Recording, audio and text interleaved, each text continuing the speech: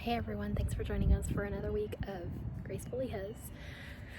I know that you guys know that one of the things that I've dealt with a lot this year has been death. And it's something that, as a Christian, it's one of those things that I guess one of the things that I've struggled with the most, and probably all of my life, has been taking our authority as a believer. Sometimes it's a lot easier to say than do when you're actually faced in that situation. About 4 years ago, actually it was 4 years ago this week, that I got a text one morning. I was getting ready for work, and I received a text from an old friend, an old neighbor, that someone that I cared for and that I loved very deeply had died very unexpectedly. It was one of those moments of disbelief that you kind of go through. You don't believe that what you're hearing someone say to you is real. You don't believe that it's really happening. It's a very surreal feeling to you. I went through a lot of emotions over those 24 hours. A lot of anger, because this person in my life was someone that I did love very much, but it was someone that I had pushed away because we neither of us were in a position to be in a relationship. And I believe very strongly in being equally yoked with a person, and I don't believe in missionary dating, where you date someone with the hope and expectation that they'll change their life or turn it around. That's something that they have to do on their own. They don't need to do that with you. And if they do, then that's great, but don't start dating someone with the expectation of that. And for me, that was my friend Roger. And so over the years, I really pushed him away because it was something that he needed to work on. And when I found out that he had passed away, it was a lot of issues that I dealt with myself over regret and feeling like I hadn't done everything that I could have done, said everything I could have said, been the witness possibly that I should have been. But I also know that, from the stories I've heard, over the past few years, that there were seeds that were planted there. The one thing that I regretted the most was the feeling when I went to see him before they took him off life support. Driving up to the hospital that day, it was about an hour away. And driving up there that day, thinking about the authority of the believer and how his word says that we have that authority, that we can lay hands on the sick and that they will be healed. Because greater is he that lives in us than he that lives in the world. And as I got there to the hospital, it kind of rose up inside of me to go in there and lay hands on him. And here he was. He was brain dead. And this is something I don't think I've shared with anybody before, so you guys are getting something totally new here today. But when I walked into that room and I saw his lifeless body laying there,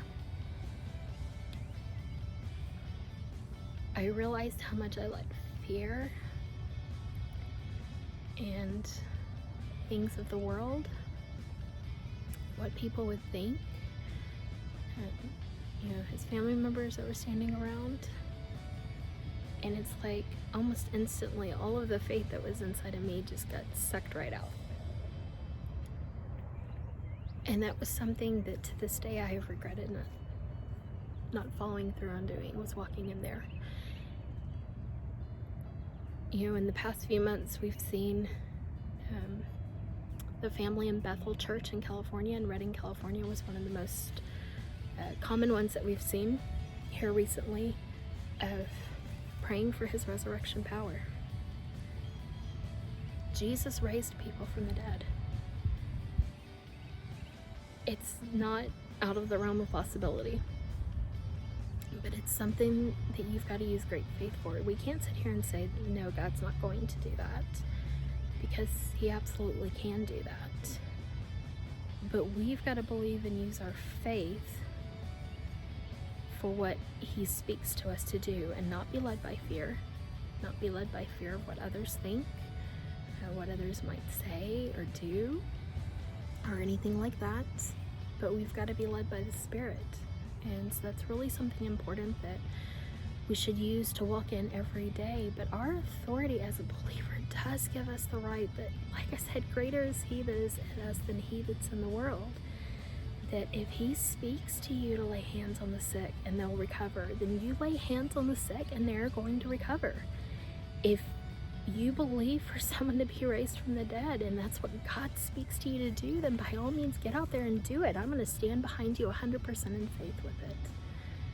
But speak to it. Use your authority as a believer. Don't be led by a spirit of fear.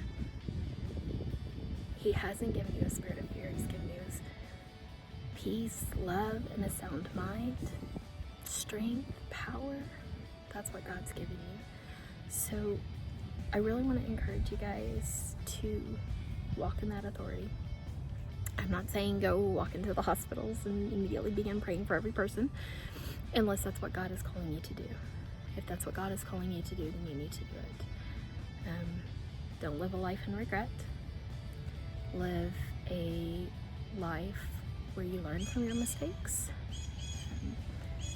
It's important, and I'm still learning. Even at 37 years of age, I'm still learning to quickly hear the voice of the Lord and quickly respond, to quickly obey what he tells me to do.